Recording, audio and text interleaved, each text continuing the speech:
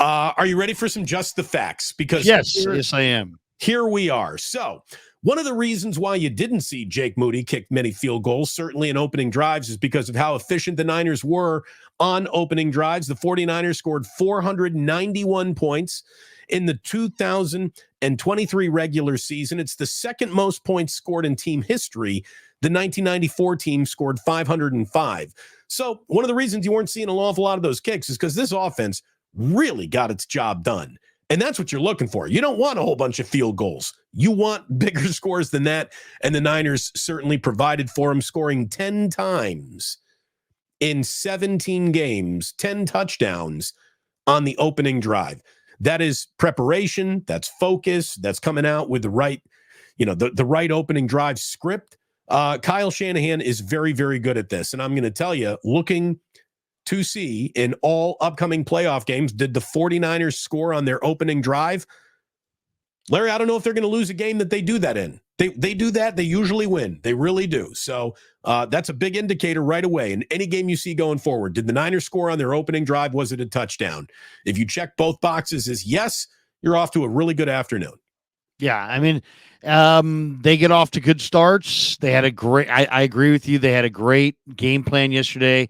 I think it was a 12-play or 11-play drive. It was like seven runs. So they came out in a run-heavy deal, but Darnold made some nice passes, and they jumped on the board early, and they looked sharp early. So they got things going the way they wanted to get them going, and then, of course, they wound up losing, but because they got shut out in the second half. And really couldn't do anything. I mean, the second half offensively. I was told they lost the game because of their kicker. That was part of it. That was part of the reason they didn't score in the second half. So, 6,773 yards, the second most gained by the Niners in any one season. Moved the ball 6,800 yards right on the dot in 1998. Again, 10 opening drive touchdowns in 17 games. The 76 points altogether on opening drives led the NFL this season. The next game, Larry, just the facts. The next game that Kyle Shanahan coaches will already be his 10th playoff game with the 49ers. And should he win it, he'll be 7-3 in his first 10 playoff games. And if you're winning playoff games at a 70% clip, folks, you're a pretty goddamn good head coach. There's the people that were Brock Purdy wasn't good enough. When Brock Purdy shut them up and said, I am plenty good enough, they pivoted to Shanahan.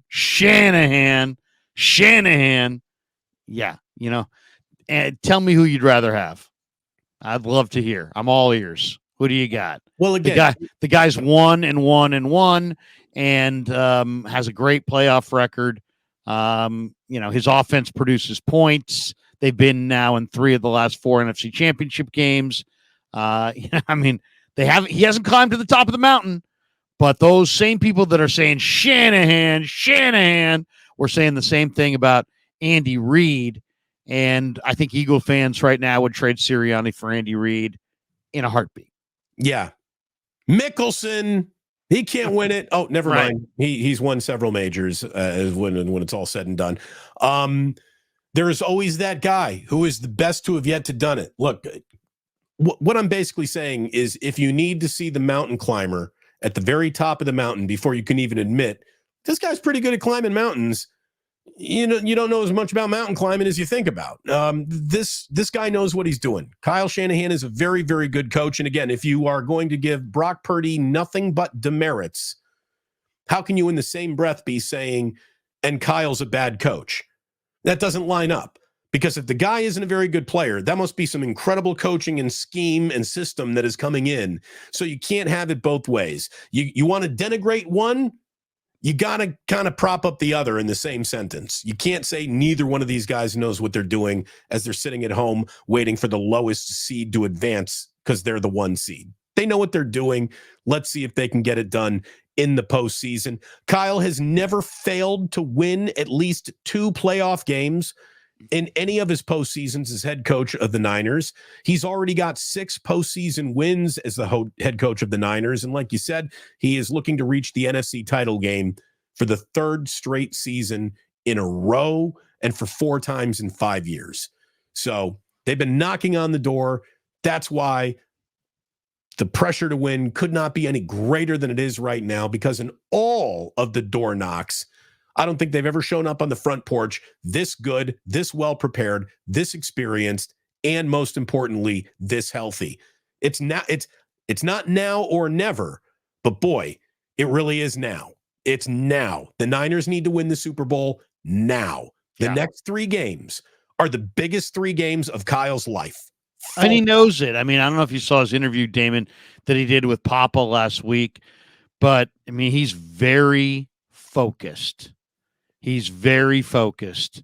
The bye week, is not going to be an off week for the 49ers. The bye week is going to be a work week for the 49ers. John Lynch said, hey, Kirby Smart calls the bye weeks work weeks.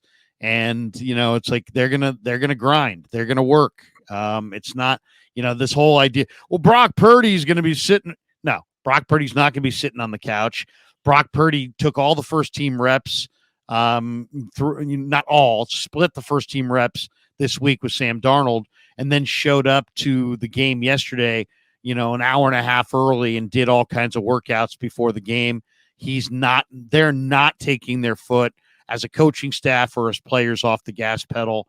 They understand this is their window, and they're not going to, they're not coasting or looking for easy way outs. They're going to grind their way through this thing. Not much to give you from a Just the Facts defensively, other than the season has come and gone, and one of the more impressive streaks remains alive for this defense. The entire season, not a single individual running back went 100 yards against the 49ers defense. This is 44 consecutive games without allowing a 100-yard individual rusher. I think that is a feather in the cap of this defense. And if you don't mind me saying, I want to bring that up to go to the nearly incredible first down that the Rams almost picked up yesterday. It was on 4th down, and it looked like Carson Wentz had gotten a just shoveling the ball as he is being sacked, a ball away to his running back, who then took it around the side for it looked like a first down, but then review showed that Wentz was down. His butt cheek was on the ground as he still had the ball in his hand. Did you see, Larry, you're at the game. I don't know how much you saw, but on TV when they showed the replay, Steve Wilks lost his freaking mind on that play. He was throwing his play sheet. He was pissed off. I don't know if Steve Wilks coming out of the press box has done anything other than really give us that moment, because Steve Wilks would have thrown those papers in the press box. Oh, you got it. Here it is. Watch Steve Wilks go nuts. Wait. Damn it. Look at that. He pushed this guy in front of him. So he's mad. Oh, look at it. I mean, and that guy gets pushed a little bit. What did that guy do? Steve Wilks I like Steve Wilks with the Jordans. Look at that. The angry flex at the end of it too. Steve Wilks is one of my favorites, man. Look at the intensity. Who wouldn't want that man on the sideline? That was great. Get that guy a helmet. Yeah, Good God. He's great. ready to go out and play. That was fantastic. Yeah. Oh, Steve Wilks was fired up. That's what I'm saying, man. These guys want it. They absolutely want it. Butthead says, I love Steve Wilks showing his emotions. Yeah, Can he kick? That's the question. Can he kick? And the Niners are going to Steve Wilks. We have an internal option. It's Steve Wilks. One last Just the Fact. Again, so many of the guys who we have Just the Facts about are playing these prolific seasons and setting team records or group of guys together records in terms of their production. Everyone was counting Puka Nacua yards and catches, and he did end up as the Puka Nacua just had one of the single greatest seasons in the history of rookie football. What a year for that rookie. I mean, he's an unbelievably talented wide receiver. The fact that they've got him, Cooper Kupp, and Tutu Atwell means, look, that's a dangerous football team. It might be they're going to beat Detroit. Yeah, we'll talk about that. They're going to beat Detroit because, I mean, you got Cooper Kupp. I mean, think about the Rams. The Rams offensively, Stafford, Kyron Williams, Cooper Kupp, They're a handful. Puka Nacua. The tight end yesterday, if you noticed him out there, Davis Allen, the rookie from Clemson, he made some nice catches. Tutu Atwell's a burner. He stretches the field. They've got, I mean, they're going to score 30 on most defenses. And if you can't score 30, you're going to be hard pressed to beat them. They've got their defense is nothing right now, but man, their offense is scary. We'll get there. Right? We're not previewing yet. We'll get there in a second. I'm telling you, they're scary though. I want to share one guy that we saw in limited repetitions yesterday, but Deebo Samuel is now on a very short list. Deebo Samuel had a 21 receiving yard afternoon and 11 rushing yards in the season finale, which gives him 4,122 receiving yards and 1,007 rushing yards in his career. This makes him just the second player in NFL history to record 4,000 or more receiving yards and 1,000 or more rushing yards in his first 5 seasons of his career. The only other guy to ever do that is Hall of Famer Charlie Taylor, who played for Washington way back in the day. Yeah. So that is, a very short list. When it's you and one other guy in the history of football, that's saying something. It means guys like this, cats like this, don't come around very often. You can see running backs who can catch the ball. It's very rare when you have a wide receiver who can run with a football like this guy does. It's what makes him special. Great player. And, when you have a receiver who can run like Deebo, that means you can do something that the Rams can't do with Cooper Kupp or Puka Nacua, or, the Bengals can't do with Jamar Chase. You can manufacture touches. So you can hand the ball to Deebo and get the ball in his hands anytime you want. And he's a major threat. I mean, he runs through you, but he can run by you. He's a very, very good player and a unique player at that. So one last thing, and again, we've already talked about him thoroughly, but we will revisit this. Just the facts. These are the facts. It doesn't matter how you feel about Jake Moody. These are the facts.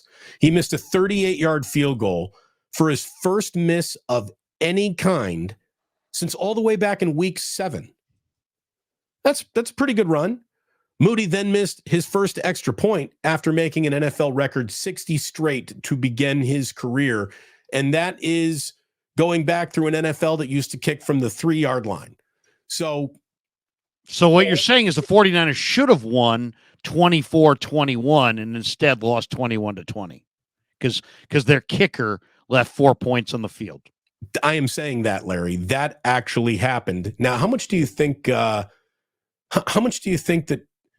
well, no, of course they wanted to win the game because they want to avoid going to Dallas. But I thought going for that 2-point conversion was just Sean McVay saying, yeah, there's going to be no overtime today. The worst thing in the world would be going to overtime and then somebody getting hurt in overtime. I'm going to go for the 2-point conversion. We make it, great. We're going to Detroit. We don't make it, I don't fucking care. We're just not going to overtime.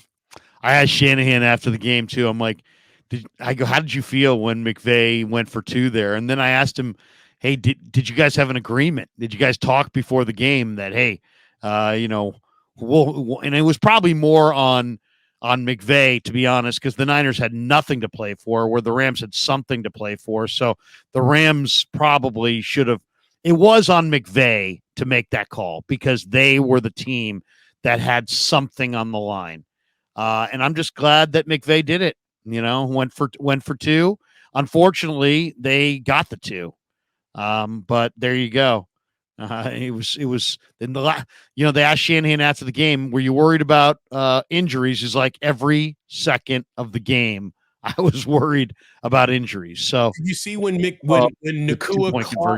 Nacua caught the pass to give him the rookie record, they cut to the sideline camera and McVay is just like, get him out. Well, did you see what happened? I mean, at the Niners, first of all, the Niner players, and I'm not speaking for all of them, but I was in the locker room and I had a chance to talk to a few of them, didn't like the fact that Puka Nacua got the Pro Bowl nod over Brandon Ayuk. Brandon Ayuk had 1,300 and change yards on 97 targets. Puka Nacua had 1,400 and change yards on 150 targets. So Ayuk was the more efficient player this year. He's the veteran. He probably should have gotten the Pro Bowl nod over Puka Nacua, to be honest, and he didn't. And so the Niners were, several Niner players, including Mooney Ward, were seemingly kind of pushed out of shape. And at the end of the first half, Mooney Ward got toasted a couple times by the Rooks, so he shouldn't say too much. Yeah, well, I mean, Puka, nobody said Puka wasn't any good. They just felt like they it added to their resolve to try to shut him down. And at the end of the first half, when it was clear that the Rams wanted to throw Puka that one more pass, get the record, and then have him, take off the pads at halftime, the Niners doubled him on the last two plays of the first half, and we're like, no. Now, Right. He did get it a few plays into that third quarter, but they made him, put on the pads and come back out in the third quarter and try it. So I'm guarantee you they were hoping to, he only needed 29 yards for the record. So the odds that they were going to keep him under 29 yards was not good, but they wanted to, and they were going to do everything in their power to, and you could see it. Lenore, Mooney, these guys, they were high-fiving on the way off the field at halftime because they had denied Puka a couple catches on the final couple plays of the second quarter. They were also up 20-7 at halftime and probably felt like this one's nearly in the barn today. And unfortunately shut out after halftime as so it was so dominating. The 49ers dominated time of possession in that first half, dominated it, like destroyed the Rams from a time of possession standpoint. And then when the game was over, the Rams had more time of possession than the Niners did, which meant they had the ball the entire second half. The 49ers ran 12 plays, I believe, like 12 plays in the second half, right before that final drive when Darnold turned it over. So however many plays that lasted before he turned it over. The Niners were 3 and out in the second half a lot. And the Rams in the first half threw the pick on the very first play of their drive to Taylor Hawkins. And that's basically how we got to that point. What I did like, even though it wasn't the most efficient afternoon, is that the Niners did some Niner things, even though the bodies in the jerseys changed and the players changed, still some similar offensive themes to be found. You got chunk plays. And that's the Niners are a big play football team. The not dinking and dunking. They make big plays. They get chunk plays. And there was a 20-yard pass to Werner on the opening drive by Sam Darnold that went off schedule and was a nice play. Jordan Mason with a 16-yard run up the middle in the early second quarter. Elijah Mitchell ran over Witherspoon coming around the left side. He picked up 14 yards. Chris Conley's first catch of the season, that went for 48 yards. So they were still picking up some big chunk plays and looked like the Niners, even though the names and the name plates had changed. It still looked a little Niner-ish at times, and that's good. I mean, that's what you want when your backups come in. You have something that is similar to when your starters are out there. So I thought there were some good moments in a day that actually, didn't end up the way you wanted it to, but I really did think that it was one of the best executed game plans of the entire season. When you factor in the plan is an awful lot of our best players aren't playing today. Well, and if you look at the stats coming into the game too, 49ers points per game, third in the league. 49ers total offense, which is yards, second in the league. 49ers rushing offense, third in the league. 49ers passing offense, second in the league. 49ers offensive possession average, third in the league. It's like every category. There's only one category the Niners are not top 10 in, and that's pass defense. Every other category, they're top 10 and in almost all cases, top 5. Well, top 3. And I think that you can even say that the pass defense that's a number skewed to the fact that teams give up running on this team. They're playing from behind. They're playing from behind. And they just abandoned the running game in the name of we got points to make up. We got to score quickly. So I think that number is a little skewed. The Niners are a better pass defensive team than maybe their NFL ranking would indicate. How about this? I was worried about this secondary coming into this year. I'm really not that worried about the secondary going forward, Larry. Even with the season-ending injury to Hufanga, I thought that was going to tilt me to now I'm worried about it. Not really, Well, not. I mean, here's the thing, and there's no way around this at this point. They have some older players that they want to lean on. They brought in Jason Verrett. He's hurt. He's done for the year. He's done. I mean, Jason Verrett. God bless him. His body cannot take football. Yeah, he's done. Great guy, but it's at the end. And then Logan Ryan made a couple nice plays yesterday. But ultimately, here we are. It's January the 8th, and the 49ers are going to have to lean on 5 very young DBs. Demo Lenore, Ambry Thomas, Jair Brown, Samuel Womack, and Darrell Luter Jr. Those 5 young DBs, all in year 1, 2, or 3, are going to have to step up and play some ball. And there's no way around that. So there's no cavalry to call. There's no reinforcements. Nobody's coming off the practice squad to help. There is no veteran at all that's going to be able to help them. They have drafted 5 DBs, and those 5 DBs are going to have to play. And Womack got burned a little bit yesterday, and Luter's barely played. And Jair Brown's coming off an injury, and but those 5, that's one of the keys for the 49ers is those 5 DBs have got to play ball under the pressure of January football. We're going to find out if they can do it. This is why we go through a regular season to get to this point. The fun in a lot of ways is over, and in many more ways it hasn't even begun yet. I mean, here it comes. The most high leveraged corner of the high roller suite is where the 49ers are sitting in the corner table. So let's do it.